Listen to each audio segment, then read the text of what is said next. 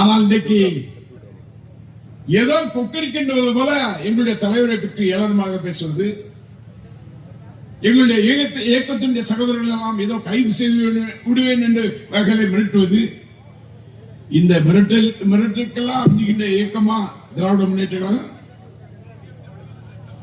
எந்த திமுக காரனையும் தொட்டு பார்க்க முடியுமா? எந்த திமுக தொட்டு பார்க்க முடியும்? சாதாரண கிளை செயலாளர் கூட தொட்டு பார்க்க முடியாது. இன்னைக்கு முதலமைச்சராக இருக்கின்ற விஜய் அவர்கள் இந்த நாட்டு மக்களுக்கு ஏதாவது நன்மை செய்தார் என்று எவராவது சொல்ல முடியுமா? எவருக்காவது உதவி செய்தார் என்று சொல்ல முடியுமா? ஏழை மக்களுக்கு உதவி செய்தார், பெண்களுக்கு உதவி செய்தார், தொழிலாளர் இருக்கின்ற தொழிலாளருக்கு உதவி செய்தார் என்று சொல்ல முடியுமா? எந்த வகையில் முதலமைச்சராக வந்தார்? அவர் எம்ஜிஆர் ஒப்பிடுகின்றார். எம்ஜிஆரும் விஜயும் ஒன்னா? எம்ஜிஆர் விஜய் உன்னையா? எம்ஜிஆர் எம்எல்ஏ இருந்திருக்காரு, எம்எல்ஏவா இருந்திருக்காரு, கழகத்தினுடைய பொருளாளராக இருந்திருக்கின்றாரு. அவர் எம்ஜிஆர் மன்றம் என்ற ஒரு மன்றத்தை அமைத்து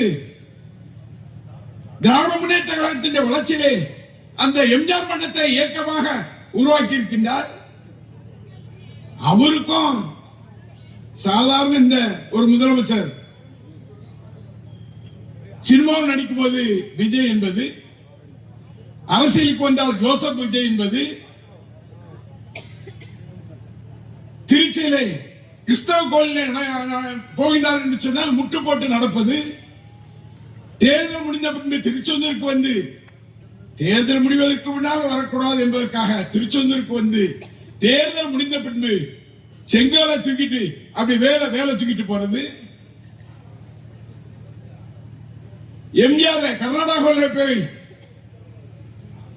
ஒரு அம்மா அங்க போய் வீரவாள் கொடுத்தார் என்பதற்காக மூகாம்பிகை கோயில் இவர் போய் வாள் கொடுப்பது. என்னப்பா இது? எம்ஜிஆருக்கு இணையா இவை ஒப்பிட முடியுமா? எந்த வகையில் ஒப்பிட முடியும்? அவர் ஆட்சி நடத்துகின்றார். இன்றைக்கு ஆட்சி நடத்திக் கொண்டது யார் என்று சொன்னால், இன்றைக்கு அவரோடு இருக்கின்ற லாத்தி சீட்டு மன்னனாக இருக்கக்கூடிய அர்ஜுன் யாதவ், ஆதவ் அர்ஜுன். அவன் நடந்து வரும்போது பெரிய இது ரவுடி மாதிரி நடக்கிறான். நீ ஆட்சி வந்தோடனே ரவுடி மாதிரி நடக்கிறா? உன் ஆட்சி போயிட்டா உன்னுடைய கதை என்ன ஆகும்? எவ்வளவு நாள் இந்த ஆட்சி இருக்கும்? நான் குறிப்பிட்டு சொல்கின்றேன், 6 மாத காலத்திற்கு இந்த ஆட்சி போகவில்லை என்று சொன்னால் பார்ப்போம். கழக தோழர்கள் எதற்கும் வஞ்ச வேண்டாம். 6 மாத காலத்தில் நம்முடைய தமிழகத்தின் முதலமைச்சராக மரியாதைக்குரிய அண்ணன் ஸ்டாலின் அவர்கள் வருவார்கள். நம்முடைய இளந்தவர் கட்சியை நடத்துவார்கள். அண்ணன் சகோதரர் உதயநிதி ஸ்டாலின் அவர்கள், நம்முடைய பாராளுமன்ற உறுப்பினர் அண்ணன் திருச்சி சிவா போன்றவர்கள் எல்லாம் டெல்லியிலே அமைச்சர்களாக அமர்வார்கள்.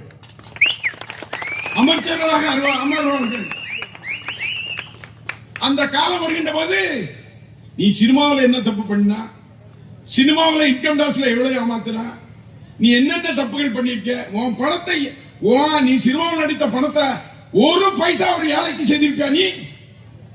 நீ எம்ஜிஆர் ஒப்பிட்டு பேசிருக்க? ஒரு பைசா. இப்பேற்பட்ட இவரு இன்னைக்கு எம்ஜிஆர் ஒப்பிட்டு பேசுறான். எம்ஜிஆருக்கு இணையா நீ? எப்பேற்பட்ட தலைவராக இருந்த ஒரு புரட்சி தலைவர் எம்ஜிஆர் அவர்கள், அவருக்கு இணைன்னு இப்படி சொல்றாருன்னு சொன்னா எண்ணி பார்க்க முடியுமா? எவ்வளவு ஏழைகளுக்கு அள்ளி வழங்கியவர். இந்த திராவிட முன்னேற்ற கழகத்தினுடைய அங்கமாக பொருளாளராக இருந்து அன்னைக்கு அண்ணாவால் பாராட்டப்பட்ட, கலைஞரால் வளர்த்தெடுக்கப்பட்ட வேறு எம்ஜிஆர் அவர்கள். நீ எம்ஜிஆர் ஒப்பிட்டு பேசுற? என்னைய பிடிச்சு போட்டா முடிஞ்சு போச்சா? என்ன பிடிச்சு போட்டா என்ன? அந்த அம்மாவும் தான் என்ன பிடிச்சாங்க. என்ன பண்றது?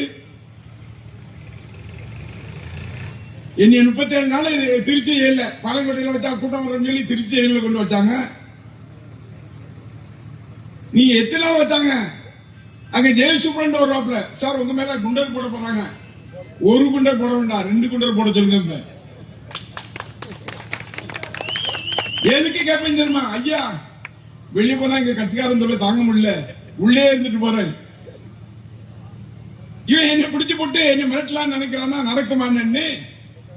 அங்கே செந்தில் பாலாஜியும் செந்தில் பாலாஜியுடைய தம்பியும் நீ தேர்தலில் இடைத்தேர்தலில் குழப்ப விளைவிக்க வேண்டும் என்பதற்காக அவர்கள் மீது பொய்யான வழக்கப்பட்டு ஏதாவது கைது செய்து விட நினைத்திய உன்னால முடிஞ்சா என்ன உள்ள கூட்ட வச்சு கேட்கான், என்ன உள்ள கூட்ட வச்சு கேட்கிறான். நீங்க எம்எல்ஏ பதவிக்கு ராஜினாமா பண்ணுவீங்க, உங்களை மந்திரி ஆக்கிடுறோம்.